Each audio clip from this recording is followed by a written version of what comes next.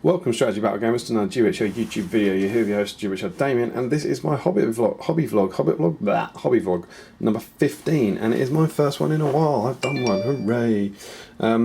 It's also not the hobby vlog you may have been, I don't know if anyone's keeping track, but I've been hinting at.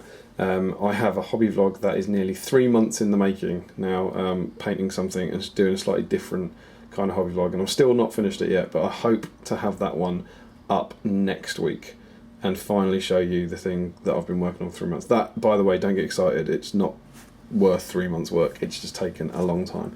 But just as I interrupted that with my hobby vlog about Haldir a couple of weeks ago, that was 6 weeks ago already as well, which is kind of amazing how quickly time goes. I was going to interrupt it with this one because I have done a few other little bits and bobs, and I painted Golfimbul, which I think is pretty cool. So there's a little bit of history for you here. Some of you might not recognise this model. It's long out of production. It was made as the villain for the Scouring of the Shire book. He's of course Golfimbul, who fought the Battle of Greenfields. And the reason I painted him up, it doesn't make a lot of sense given what else I'm painting, is that for our doubles tournament, me and Tom decided to take one of our armies, one of our 400 point armies would be all mounted. So all mounted orcs, all wild riders. So we had Sharky to lead them, and we needed an orc captain to lead them. Of course, there is no orc captain model, but there is a Golfimbul model that I had in the tucked away in a case that I'd picked up a while ago, and so I decided to paint him, and it was quite a fun little project. I basically did him in one day. It was, where are we now? We're on Friday at the moment, and I did him last Friday before the tournament. And yeah, I just kind of smashed him out, and it was a ton of fun. He's a very cool characterful model. There we go. It was relatively easy to paint, but very, very satisfying. The warg's just done largely with a lot of dry brushing, but that came out quite nice.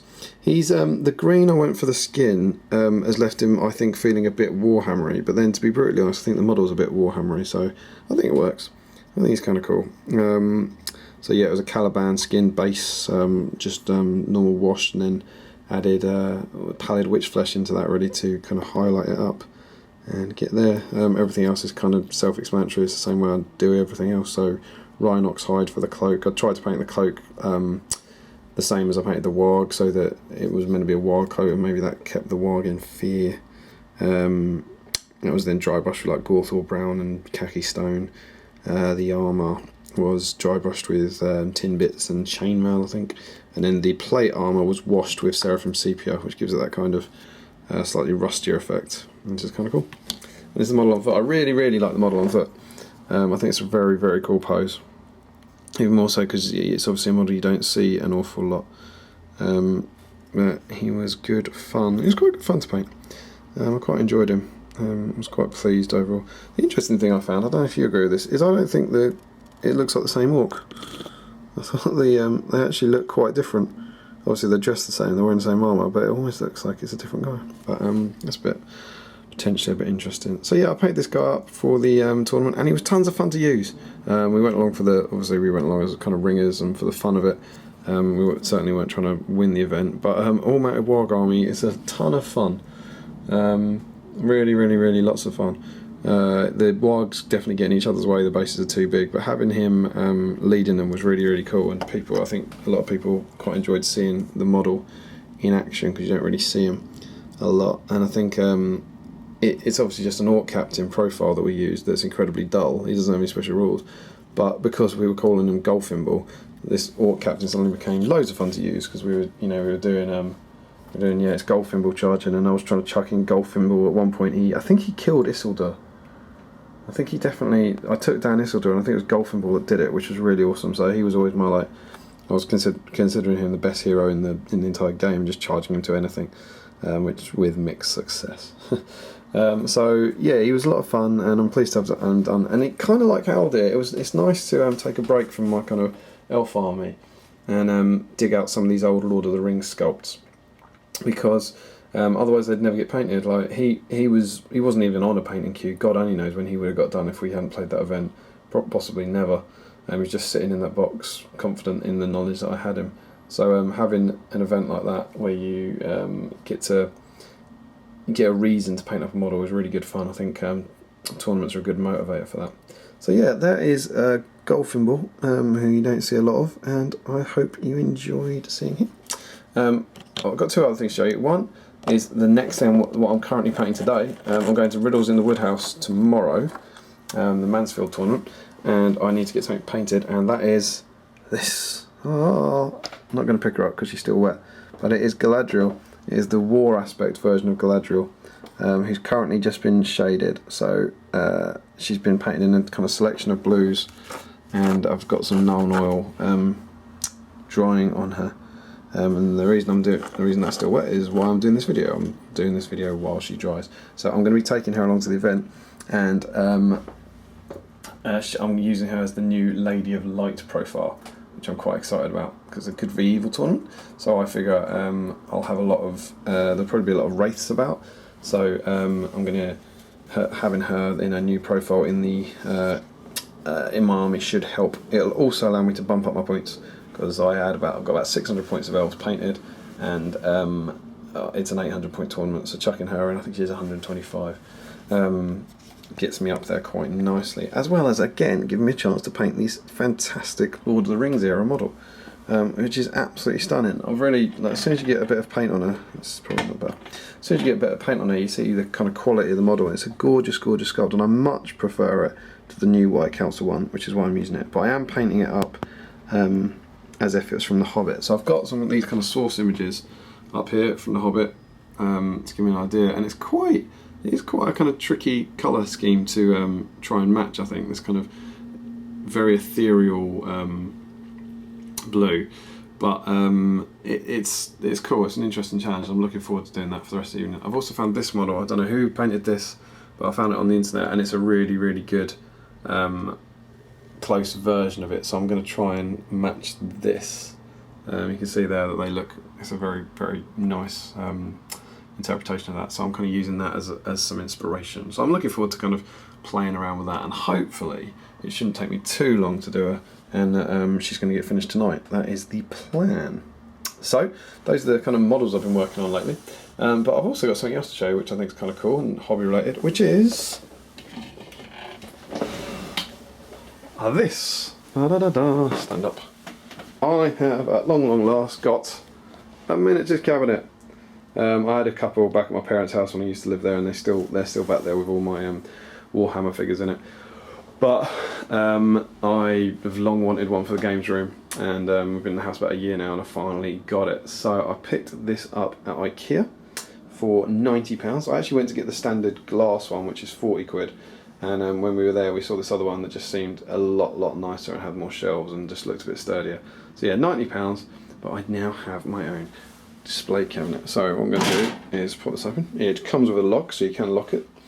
But just show you kind of what I've decided to lay out so far. So on the top, it's kind of a fairly arbitrary collection of Hobbit and models, but it's basically, here's the secret, it's the stuff that doesn't really fit in cases, in a lot of cases. So I've got things like Azog, who's kind of hard to pack away. Same with my Radagast conversion, which you might not have seen. I'll pull him out there. That's what I did a few years ago. I was quite pleased with. So we've got him, and then basically a load of mounted heroes. So people like my Thorin on a pony. And you got Saruman back there, Yasnig, Fimbul, and my eagles at the back in the trees, and things like Beorn and the Cave Troll. So there's slightly cooler models, just a bit of a random selection. We've got Gollum down there as well. Very precious. So that's that. Then down a shelf we have my Army of Thrall, which was my kind of latest full army project. So I've got all the hero dwarfs, Balin, Thorin, Thrall, Thrain, Dwalin, and then all my kind of converted warriors of Erebor. So you've got the Grimhammers at the front, and then these guys with their axes and shields, all running over one of the beautiful hills made by Rick Fryer for SBG issue 2. So if you want to see more of this scenery and see how he built this incredibly realistic looking rock surface, get yourself a copy of that. Then we come down here and we leave the Hobbit and we enter into Lord of the Rings. And so we have a Helm's Deep scene where we've got like the guys charging out. So there's Theoden and Aragorn and Legolas and Gamling with some Royal and then just loads of fighting Uruk-hai all around here, which is kind of good fun. And then up on the walls, I've actually got my new Hobbit elves. They're not the Galathrun ones, because I didn't have them, but yeah, they're the new armoured Mirkwood elves on there fighting a bunch of berserkers. And up here we have Haldir dueling with a berserker, which is kind of good fun. And so below that we have the Wrath of Rohan sort of setup. So when Éomer charges, the Uruks and Merry and Pippin escape. So we've got Éomer in here leading the charge with loads of Riders of Rohan back here. And then Ugluk leading all his Uruk scouts. And then over here we've got Grishnak chasing the little fallen Merry and Pippin. Just some of my favourite models. Something that made the Lord of the Rings range so cool. We've got those in there, which is kind of fun. So yeah, and this interestingly, you'll hopefully see the difference in a bit when I show you my elves in a different video. But this is how I used to paint my models. So the stage, you'll see my elf stage by stage video at some point, and this is after one highlight. So my rank and file used to get one level of highlighting. So you know, that cloak will have been painted green, washed, and then painted green again. The legs would have been painted brown, washed, and painted brown again. And they look fine, they look clean and everything, but that was that one level of highlight was what I used to do for rank and file. And now I'm kind of pushing myself a bit further with the rank and file bits to get extra levels of highlighting even on the rank and file guys. And down here on the final shelf we have a bit of Ammon Hen. So we've got Lurtz, really cool Lurtz models, one of my favourite models in the range, firing at Boromir, another one of my favourite models in the range, while Merry and Pippin get carried off there, again by loads more Marauders, and just before he deals the final shot to him, Aragorn's legging it in to have a go. And we've got Frodo, invisible Frodo, running off down the hill, chased by Sam, and over here we've got Legolas and Gimli fighting off some scouts. So yeah, and then in the background is one of the cliff faces that Rick made for us again for SBG issue 2. It's very, very cool. So yeah, there we go. Let's give that a shot. And then down here you've also got the storage, so I've got some of my woods and my foreground buildings down there, which is pretty cool. So there we go. I now have, at long last, got a miniatures cabinet, which is very cool and just tidies the room up a bit, and it's kind of nice to see a lot of my models kind of on display, like, because a lot of the Rise of Rohan and the Fighting Uruk-hai have just been in cases for years and years and years, so not really, you know, doing anything. So it's nice to have them out, even though I don't use them that much anymore. But yeah, there we go.